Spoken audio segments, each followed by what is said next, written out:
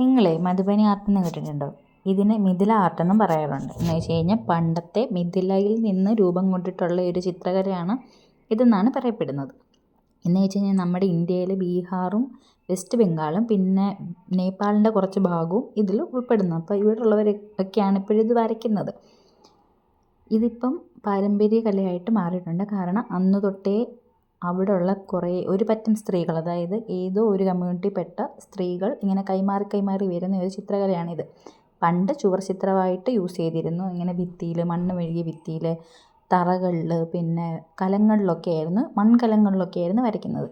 അത് അന്നത്തെ വലിയ വലിയ കാര്യങ്ങൾ, അതായത് കല്യാണം അങ്ങനത്തെയൊക്കെ വലിയ കാര്യങ്ങളായിരുന്നു വരച്ച് വെക്കുന്നത്. ഇന്ന് വരുമാന മാർഗത്തിന് വേണ്ടി അവിടുത്തെ സ്ത്രീകൾ ഇന്നിത് വസ്ത്രങ്ങളിലും വരയ്ക്കാറുണ്ട്. നമ്മളെ ഈ കലംകാരി ഡ്രസ്സൊക്കെ ഇല്ലേ, അതേപോലെ തന്നെ ഇതേ കാര്യങ്ങൾ അവർ ഇതേ രീതിക്ക് തന്നെ നാച്ചുറൽ പെയിൻ്റൊക്കെ ഉപയോഗിച്ചാണ് ചെയ്യുന്നത്. പക്ഷേ ഇപ്പം വസ്ത്രത്തിലൊക്കെ ചെയ്യുമ്പോൾ അങ്ങനെയൊന്നുമല്ല, അല്ലാതെ തന്നെ ചെയ്യാറുണ്ട്. പക്ഷേ കൈ ഉപയോഗിച്ചാണ് ഇപ്പോഴും വരച്ചെടുക്കുകയാണ്, പ്രിൻറ്റും അങ്ങനെയൊന്നുമല്ല. അപ്പോൾ ഇപ്പോഴും ഇത് അവരങ്ങനെ യൂസ് ചെയ്യുന്നുണ്ട്. അപ്പം നമുക്ക് ഇതിൻ്റെ വലിയ വീഡിയോ പിന്നീട് കാണാം. ബൈ.